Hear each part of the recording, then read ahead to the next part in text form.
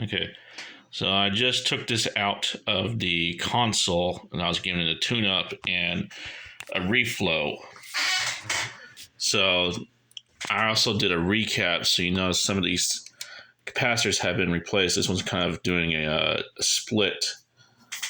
And here is the capacitors I just pulled out.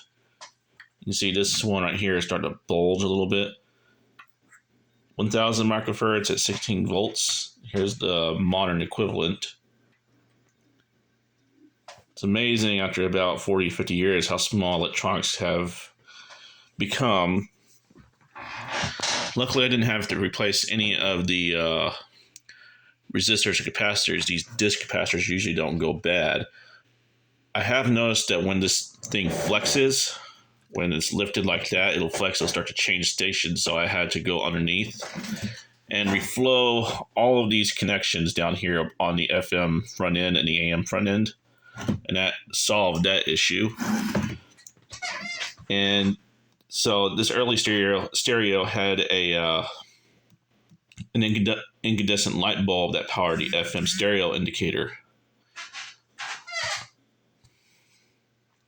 So I had to replace that with LED because I don't have any incandescent bulbs, and to be honest, I really don't want one. So I basically just replaced that with a LED and a resistor to make sure to get the polarity right, because LEDs have polarity. The only caps that I did not replace are these two audio output coupling caps, because I don't have any caps of that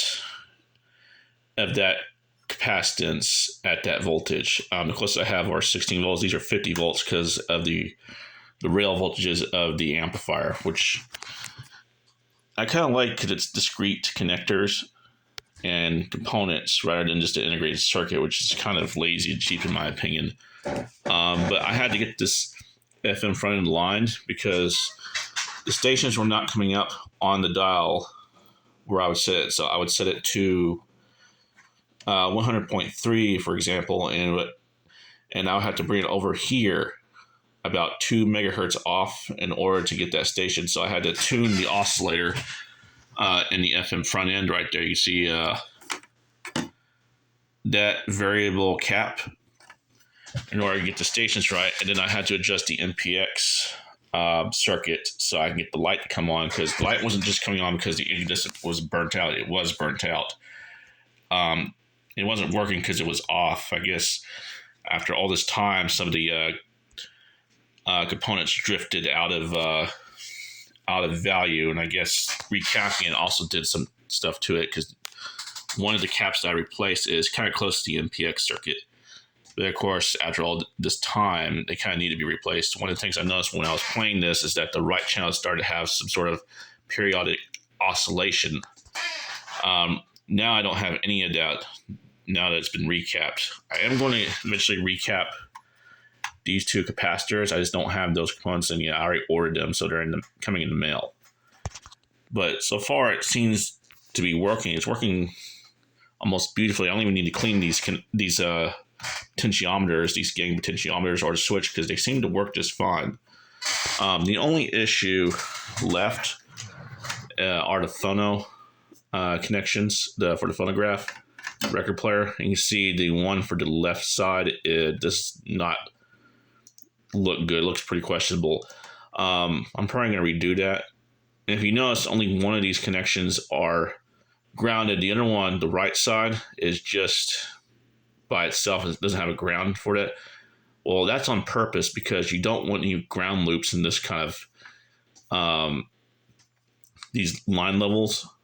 Because if you were to ground both of these, and it's also grounded on the female side, which it is on the BSR turntable above, you'll get a ground loop, which will actually cause a lot more humming than if you just did a single.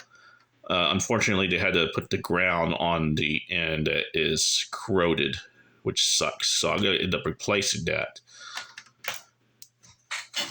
And I'm going to have to clean these, because you can see how dirty that is. Not so dirty on the inside where there isn't that much crap, but they need to be cleaned nonetheless. That looks kind of dirty. I'm going to wash my hands after that.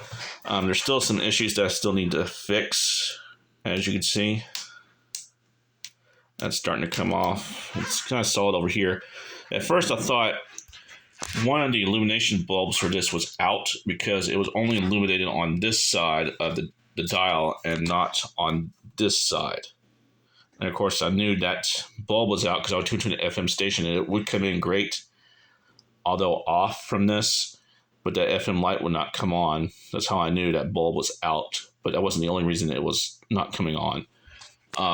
It turns out they only have a illumination bulb on one side of this, but not the other side. So I'm thinking about putting some LEDs on this side out of the way to the indicator mark, the pointer, so it doesn't knock into the lights.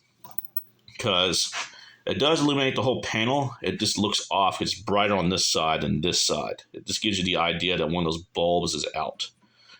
And at some point, I'm going to put Bluetooth into this. I'm going to have to be strategic where I put it, because otherwise you'll get this RF buzzing in this, because this isn't exactly RF shielded. It goes into the stereo just like this with no metal case inside of it. So it's much more prone to picking up radio waves from things like Bluetooth in your cell phone. If you've ever been near an old stereo like this and all of a sudden it starts buzzing whenever you get on the internet, it's actually picking up the radio waves that are being emitted from your phone. These were not designed in the age of cell phones, so you can expect that. But other than that, this actually works pretty good. I'm going to go install it, and when those capacitors come in, I think I can recap that while it's in the console. It's not that big a deal. But I'm going to go ahead and get this part fixed. I'm going to go stick it in, get that part fixed. Oh, and where'd it go? Get this squared away. That should be good.